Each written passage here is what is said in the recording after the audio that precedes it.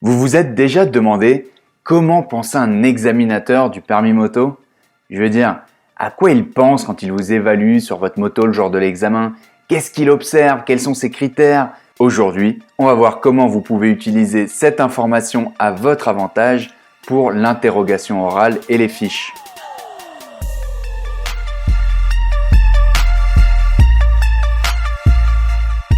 Salut à tous, ici Alex du site permismotofacile.com et aujourd'hui on se met dans les pompes de l'examinateur le jour de l'examen.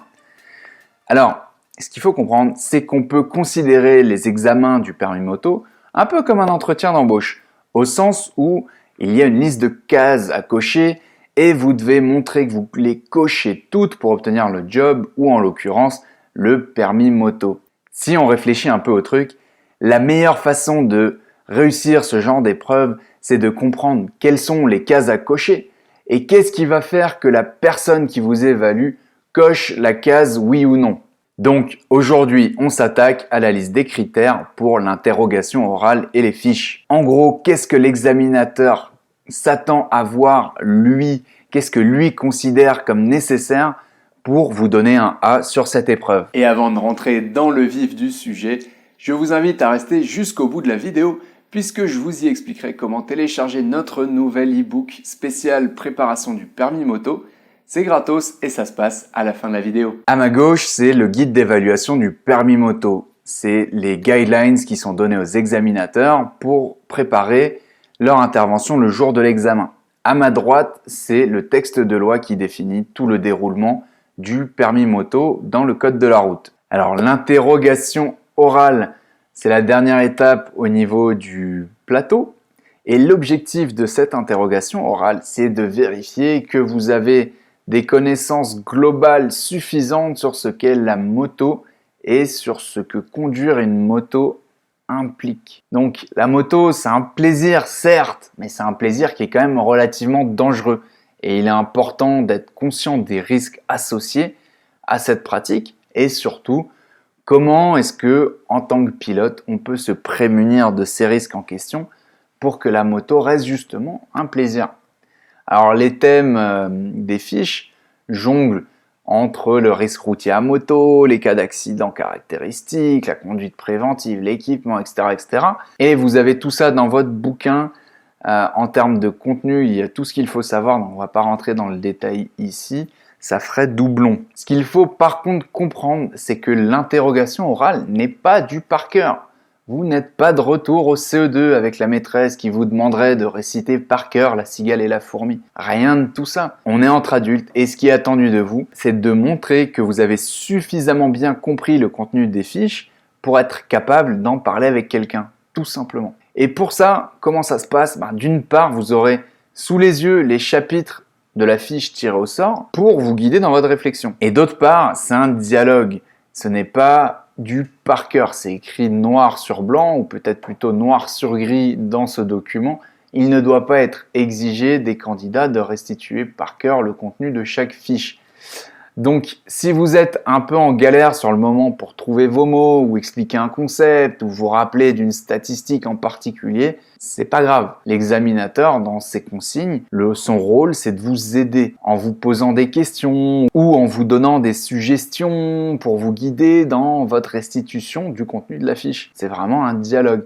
Il va vous guider, vous amener à trouver le contenu. Il n'est pas là pour vous toiser et vous laisser en galère, c'est pas le but.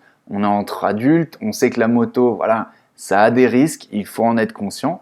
Et ce qu'il veut voir, c'est que vous avez appris, vous avez fait votre part du travail. D'ailleurs, il n'y a vraiment que si vous ne maîtrisez pas du tout le contenu de la fiche que vous aurez un C. C'est-à-dire qu'à partir du moment où vous avez fait votre part du boulot, vous avez bossé un minimum vos fiches, vous êtes capable d'en parler, alors a priori, je ne suis pas devin, mais a priori, vous devriez valider cette épreuve sans problème. Par contre, d'un autre côté, n'allez pas vous dire que c'est bon, j'ai 4A, je suis un boss de la moto, toutes les épreuves haut la main et donc l'examinateur, il sait que je suis un super pilote et donc il va me filer un A ou un B au pire d'emblée pour les fiches. Non, non, non, non. Si vous ne connaissez rien aux fiches, vous démontrez juste votre inconscience face au reste de la moto. C'est-à-dire tout l'opposé de l'objectif de cette épreuve. Alors là, je peux vous garantir que l'examinateur, il va même pas réfléchir 2 secondes, vous aurez un C et basta. Super pilote ou pas, vous n'avez pas compris l'objectif de l'épreuve, vous n'avez pas compris comment ça marche pour obtenir le permis, c'est fini, vous avez un C. Alors, mon conseil, bossez-les en parallèle de vos leçons au fil de l'eau. Ces fiches sont chiantes à mourir. Et quel que soit ce que vous en pensez, si vous trouvez que c'est pire que chiant à mourir, vous aurez quand même à les apprendre pour obtenir votre permis moto. Il n'y a pas d'échappatoire. Alors, autant que ça ne devienne pas une source de stress le jour de l'examen, puisque vous les aurez appris la veille, un peu en mode par cœur.